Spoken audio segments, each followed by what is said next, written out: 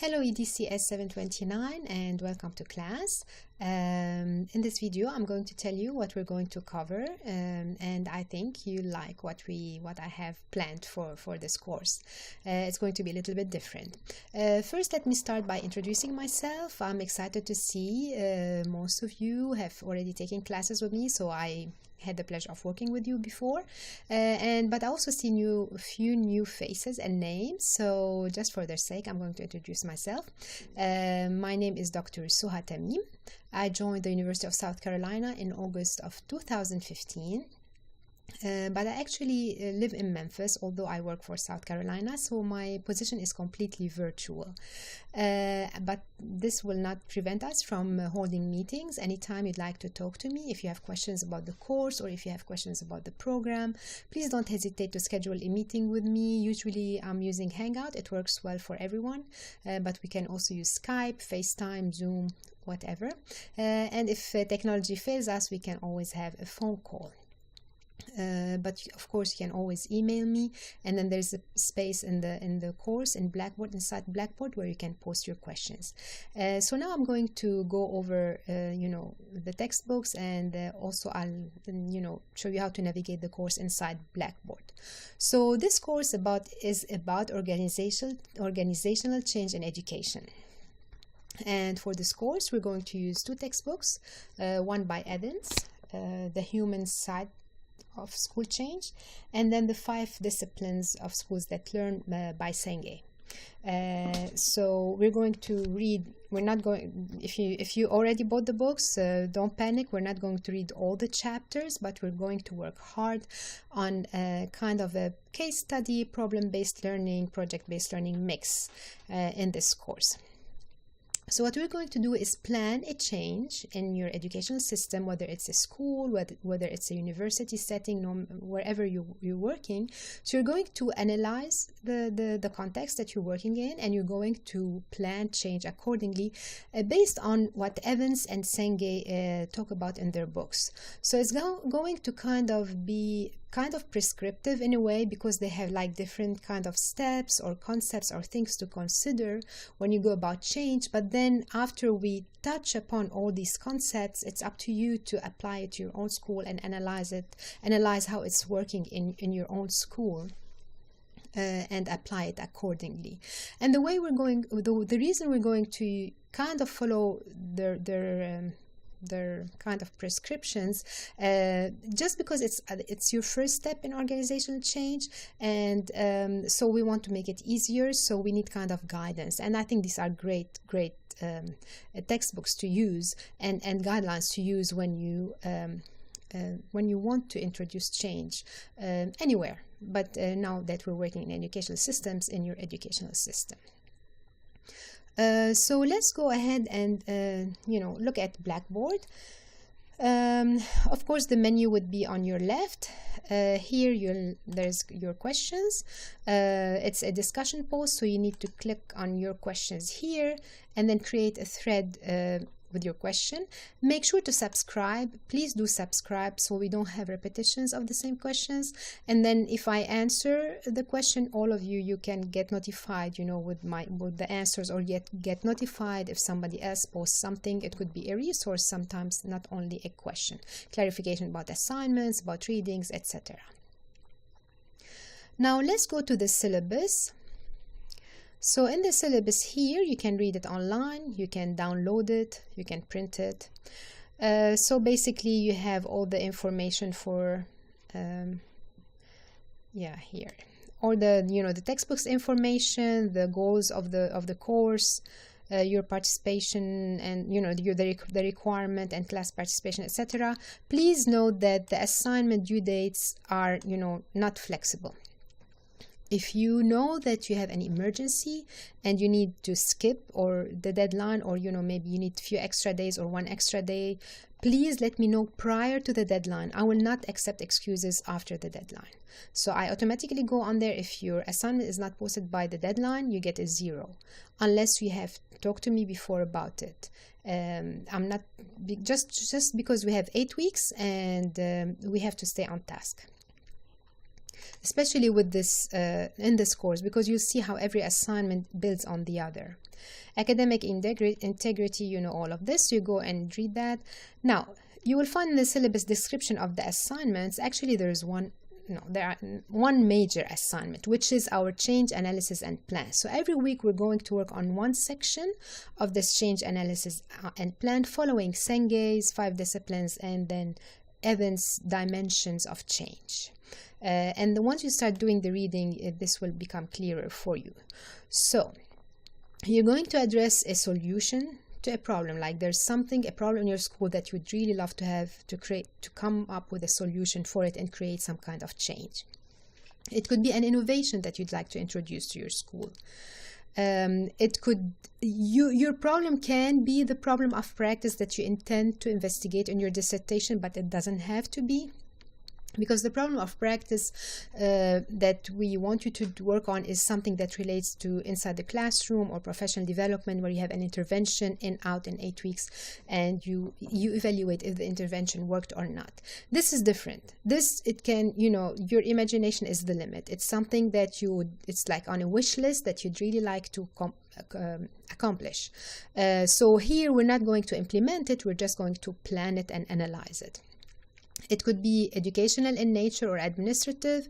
It could be inside the classroom if you're a teacher in the classroom, if you are a head of a division, a principal in the school, or at the university level, or it could be at the community at large if you want to involve, parents, other stakeholders, depending on the nature of the innovation or problem that you are addressing. So we will have 6 tasks, which actually there are 7 because I have a 6A and a 6B. And these tasks, like I said, will be based on Senge's 5 discipline of schools that learn, and then Evans' dimensions of change. We'll start with Senge, and we'll go discipline by discipline and try to analyze and identify, what he's talking about.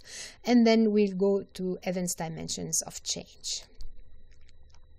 Now, as we proceed, this would be it's not a research, but when you go and do this planning analysis of the context, I encourage you to talk to your colleagues, to interview them if you wish, just to collect information, because you'll see now when I describe the tasks that we're going to go over, you need input from the community or the people who are concerned about this problem or who are affected by the change. You need their input also. Now, I originally wanted to have this as a group project, but I understand that each of you will have their own problem to work on. So I want you to, have this ownership of your problem.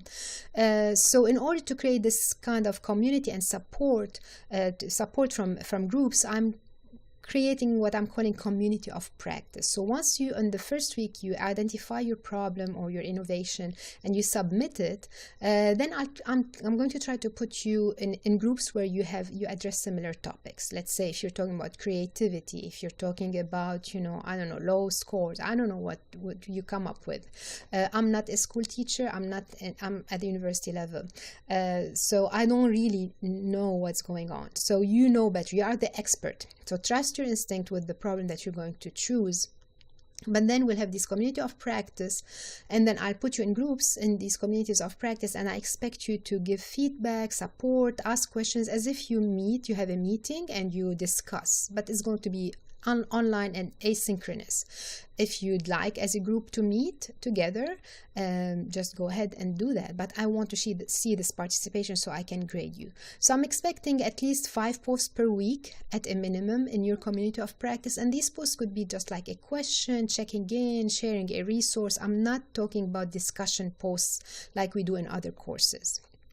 Just like, when you are in a meeting, you go back and forth, you give and take, you discuss stuff. So this is what this forum is going to be about. Now, about the project. So like I said, the assignment would be this one big plan that we're going to start with from week 1. Your first task, once you start reading Senge, we're going to start with Senge, and the first he divides the 5 disciplines into 3 categories.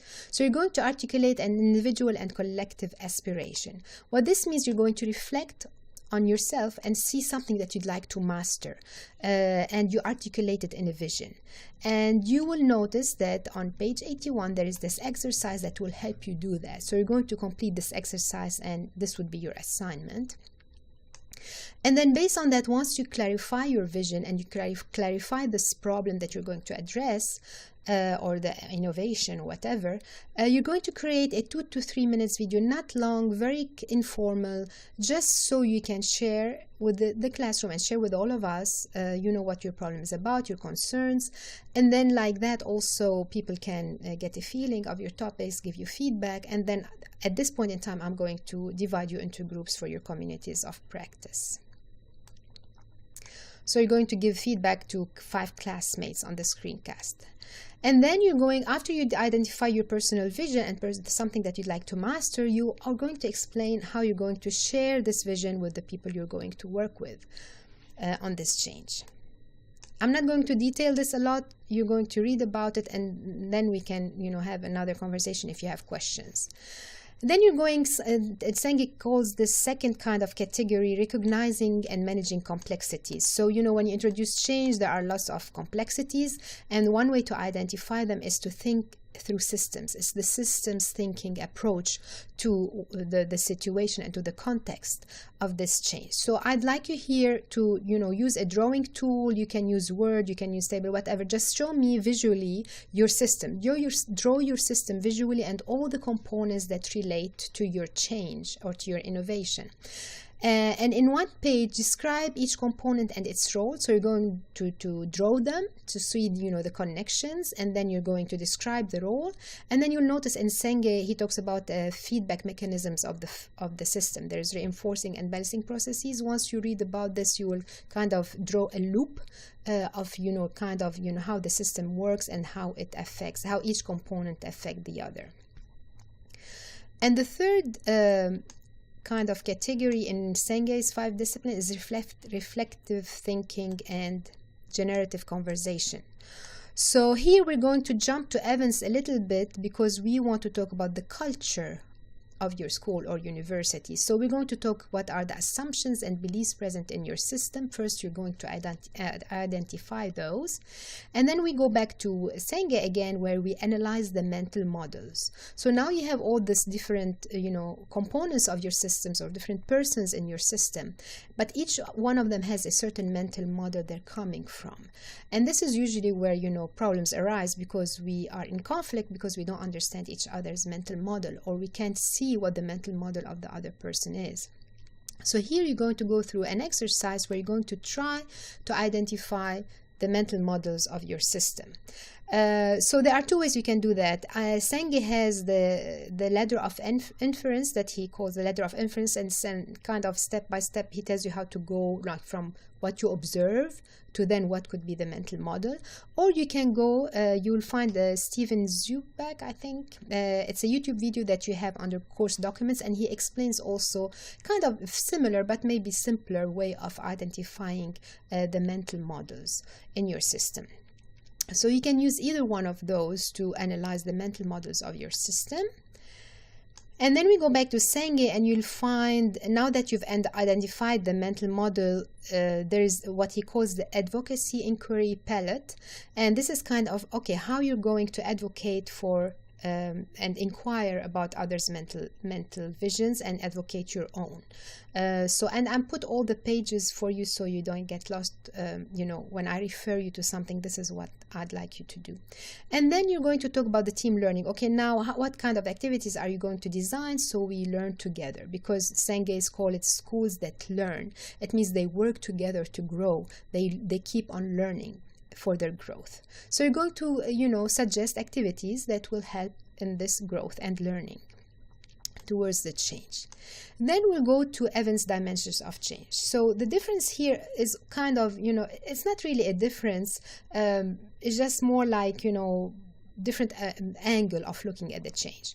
So Evans first talk about unfreezing. When you want to create a change, you have to unfreeze the present situation because it's rigid. People are comfortable where they are, right? They will not change easily, and you have this resistance to change. So how do you address that? He talks about unfreezing. So you're going to discuss the unfreezing process. And he talks about different things that will lead to unfreezing, like you want to lessen the fear of trying. People don't change because they are afraid of trying something new or losing commitment to what they've been doing and learning new competence. So he has a list of things in his chapter, and I'd like you to cover as much as possible from that. Then the substance of change. Okay, so now you want to introduce this change to your system. Here you can link it to your personal mastery and shared vision, because it's kind of this is the substance, right? But also now you're going to expand a little bit. So in order for your system to accept it, you want to make it focused and clear, you want to address the scope and complexity, you want to make it desirable, and you want to make it feasible. So these are the 4 things that Evans talk about, and I'd like you to talk about these. Reluctant faculty. Also, you have faculty that are reluctant. Why would they be reluctant? So Evans in his chapter talks about these characteristics. So how would you address these issues that could make faculty reluctant? Think about what I would like you to do here is profile the faculty that might be reluctant to change and explain why they would be reluctant to change. And then lastly, you assess the organization capacity. Okay, this is great, we all understand it, it works well, but can we do it? So you go and you will see in Evans, he talks about occupational frameworks, the politics of the situation, the history of change in the school, other stressors, finances, and culture. So you're going to address this and see, assess if you are able, how much are you able to, really implement this change. Now your final paper would be putting all of these tasks together, so it's kind of the same thing, and I'll go over the rubrics in a little while. Just putting it all together, because once you've done every step by step, you covered it all, you might go back and adjust, because now you have a more comprehensive idea of what this is about, of your plan and analysis. Now for the weekly discussions, we're going to have readings. So what I'd like you to do is not a regular discussion post, because you already have lots of writing to do for your paper, and I want this to be kind of a project problem-based kind of thing. So I want you to describe, aha moments, like you'd be reading, even when I was reading those books, wow, this idea is great. Of course, this is my aha moment. It's just like a light bulb went up in my head. So 3 to 5 sentences, and then it's just do it a bulleted list. I'm not really concerned about APA in this course for the discussion post. Maybe there are things that you don't get it, they are complicated, you don't understand, or you don't approve of, or you don't agree with. You didn't see it applied that way in your school, it doesn't work in your situation. So talk about that, and then please respond to 2 classmates so we continue this conversation. Then the community of practice, like I said, it will be like 6 times. The first week you don't have one because you don't have a community of practice yet, and then the 8th week would be your final. So we really have only 6 weeks to have this discussion in the community of practice. So these will be the grades, and then in the syllabus you'll see week by week what you have to read, the videos that you're going to watch, and what is due as submissions. Okay, so now this is the questions. In the course documents, not everything like the syllabus is not there, but these are the videos. And what's nice is that I was able to find Senge actually talking about the 5 disciplines, and then also one video for Evans and other cute videos about mental models. This is the video that you could use to develop, assess the mental or analyze the mental models of your system. This is where he talks about, he has the chart here and he tells you how to go about it. And the last video would be Evans. It's 1 hour video, so you have 2 to 3 weeks to watch it, unless I think it's very interesting and he's kind of funny, so you might want to watch it all in one session. It's up to you. So we go back here, and then every week you'll find the same thing. So you have what is due for the week, and then this will be your discussion posts, right? You create a thread and you go to your discussion post. Then your task 1 would be here. this is how you submit it. You can now, my rubrics are online this time, so you can view the rubric, and every rubric is kind of the same. So you're going to identify the concept that we're talking about. You're going to show analysis, so not only like list, don't do just a listing for me, show me an in-depth analysis of what we're addressing.